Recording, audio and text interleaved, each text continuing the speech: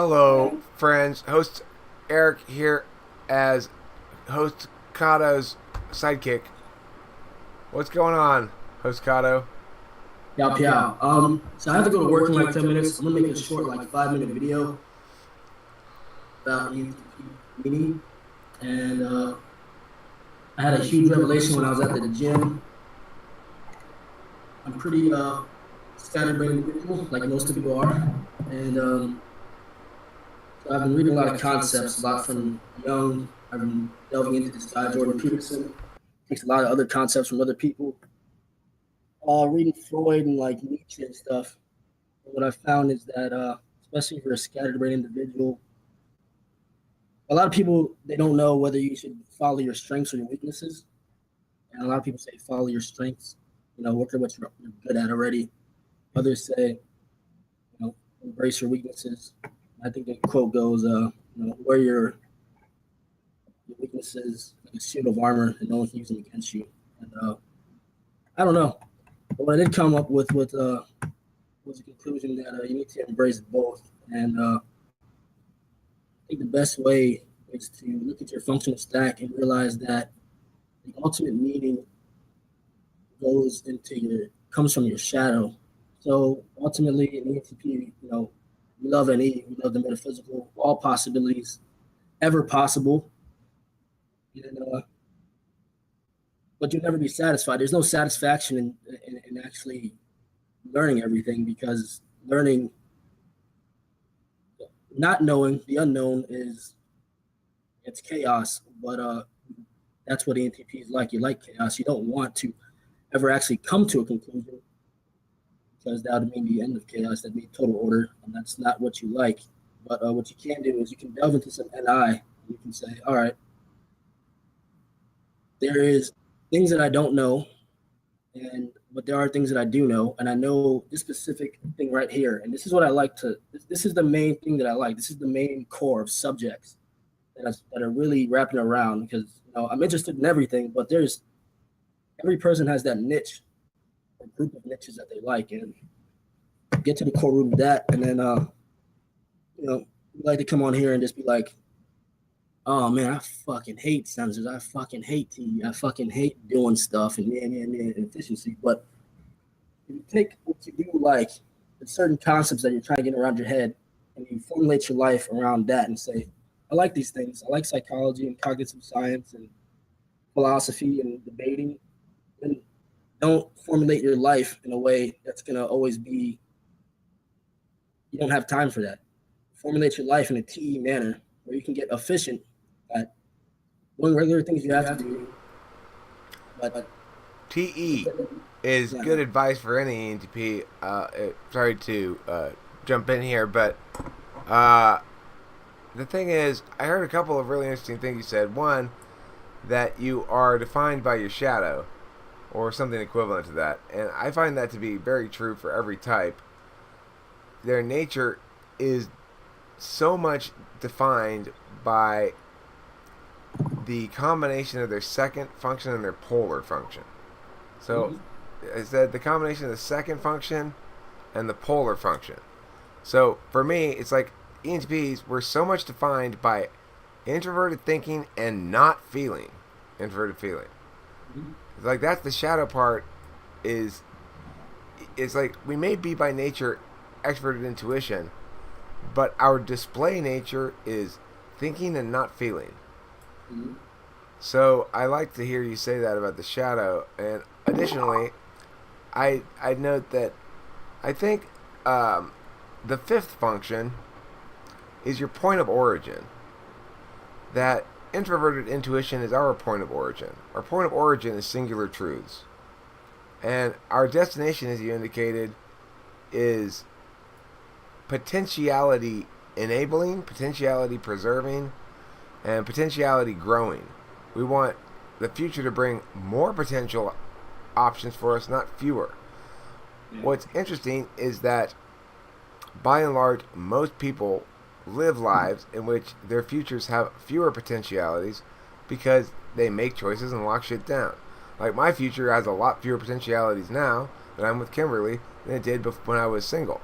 When I was single, there was shitloads of potentialities in that area, but I didn't like potentialities in that area because I want to focus on potentialities in every area but that. So, the thing is, though, ultimately the framing is the same for any ENTP. We're about potentiality preservation, potentiality growth, and potentiality valuing as our underlying, unavoidable, unseeable frame of reference. Like, it's this water we swim in is potentiality. We can't even conceive of a life that doesn't refer everything back to that. Yeah. I think I'll shorten it up because I do gotta go. I don't want to just rant. I do that a lot.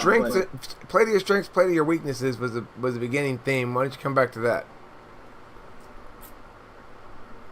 You still hear me? I'm breaking up. Yeah, I can still hear you, but I just said that should you play to your strengths or play to your weaknesses was the initial thing, the initial theme. Why don't you loop back to that? I think you're breaking up, but I'll continue anyway.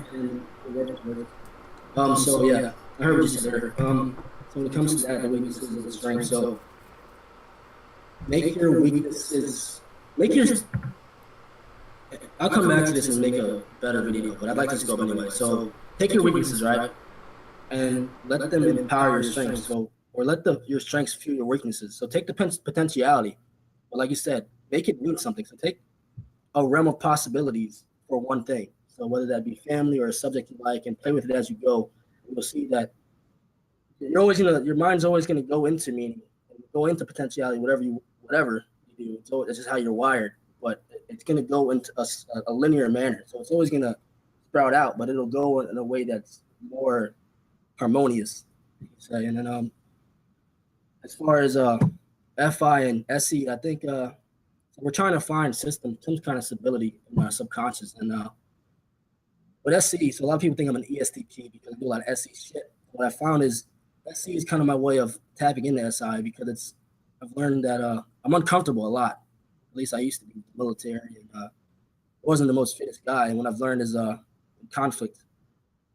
What I've learned is like tap into SC by getting comfortable, always being aware, being in tune with my own body by working out, getting into meditation, calming myself down, and breathing slow. That's kind of a form of SI. You can be comfortable and find stability if you're always open and always alert to your surroundings. And as far as FI goes, that's your blind spot. But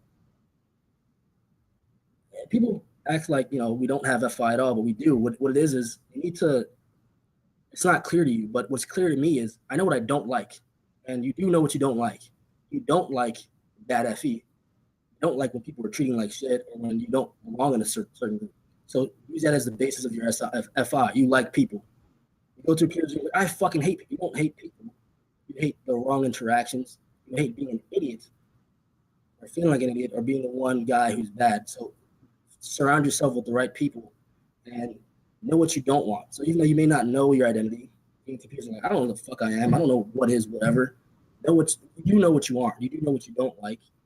So start at what you don't like and get that the fuck away from your life as soon as possible. And yeah, that's really all I got. I'll write it down. And Cotto, first of all, let me just say in response to that, that's fantastic stuff.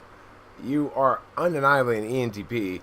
I had my own thoughts occasionally about ESTP really early on until I saw you start to do your character clowning. Character clowning is very different than physical clowning. ESTPs do physical clowning. If they want to make jokes and stuff, they'll like pretend to run into the wall. Whoops! And ENTPs do character clowning, so it's like you're Jorge or whatever. You're some character in some little skit you're making up off the fly.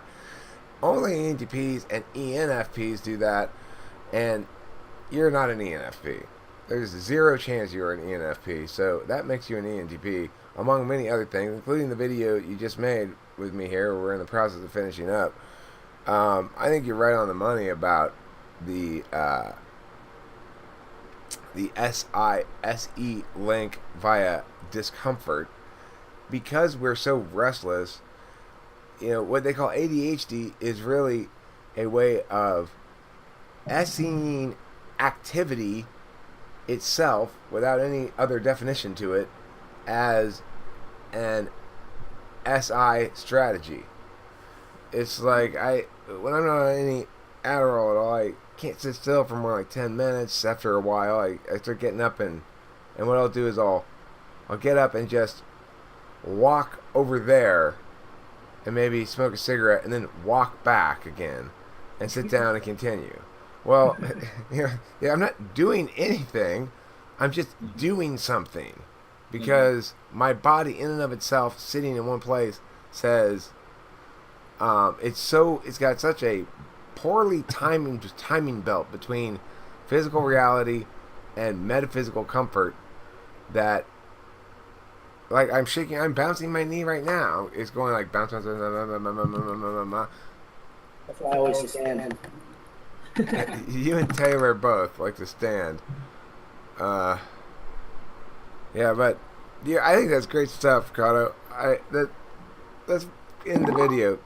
But you want to say goodbye to everybody or whatever?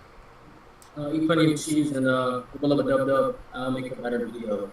One to be great explanation. Fuck yeah, Cotto. Fuck yeah.